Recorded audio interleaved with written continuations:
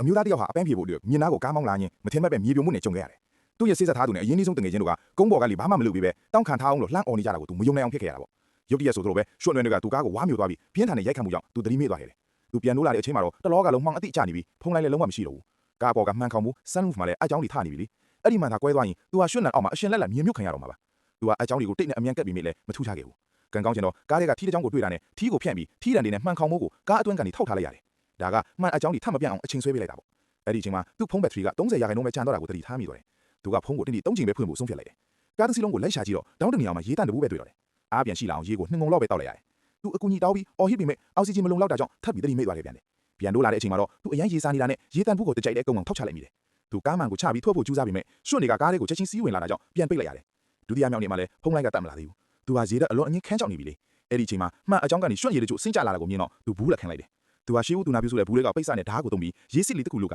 တန်စင်သွားတဲ့ရေးကိုတငုံတောက်လိုက်ရတယ်။ဒါပေမဲ့ရေးပြဿနာပြေလေသွားတာနဲ့အသက်ရှူရတာထပ်ပြီးကျက်လာပြန်တယ်။ကားတွေကအောက်ဆီဂျင်ကကုန်တက်လောက်ဖြစ်နေပြီလေ။သူသတိထပ်မိသွားပြန်တယ်။တတိယမြောက်နေ့မှာသူပြန်နိုးလာတော့ကားနောက်ခန်းကခောက်ကလာကန်ကိုဖြုတ်ပြီးအထက်ကတန်ပိုက်အချောင်းတွေကိုယူလိုက်တယ်။ပြီးတော့ဂျင်းနှန်းကျိုးနဲ့ဘလူးအဖုံးကိုတုံးပြီးတူးတဲ့ကိရိယာတစ်ခုလုပ်လိုက်တာပေါ့။အဲ့ဒါကိုမှန်အကြောင်းကနေတစ်ဆင့်အပေါ်ကိုထိုးဖောက်ဖို့ကြိုးစားတော့တယ်။ပိုက်ချောင်းတွေကိုတစ်ချောင်းပြီးတစ်ချောင်းဆက်ပြီးအပေါ်ကိုထိုးတင်နေလီးချောင်းမြောက်ရောက်တဲ့အခါမှာတော့တစ်ခုခုနဲ့သွားတိုက်မိတယ်လို့ဖြစ်သွားတယ်။ဒါဟာသူ့အပေါ်မှာရှိနေတဲ့ရွှွန့်လွန်တွေကအနည်းဆုံး2 မီတာလောက်ထူနေပြီဆိုတဲ့အဓိပ္ပာယ်ပဲ။သူဟာသူ့ရဲ့အင်ဂျီကိုချွတ်ရှိသမျှအင်အားတွေကိုစုစည်းပြီးအပေါ်ကိုအစွမ်းကုန်တွန်းတင်လိုက်တယ်။ပိုက်ချောင်းကိုတွန်းတင်ရတာသူ့ပခုံးတွေကွဲထွက်မတတ်နာကျင်နေပေမဲ့လည်းသူအားကုန်အော်ဟစ်ပြီးတွန်းလိုက်တယ်။နောက်ဆုံးမှာတော့တန်ပိုက်လေးကရွှွန့်လွန်တွေကိုဖောက်ပြီးအပေါ်ရန်မြေပြင်ကိုရောက်သွားခဲ့ပါပြီ။အဲ့ဒီတော့မှသူဟာလက်ဆက်တဲ့လေးကိုအဝအီရှူရှိုက်နိုင်တော့ပါတယ်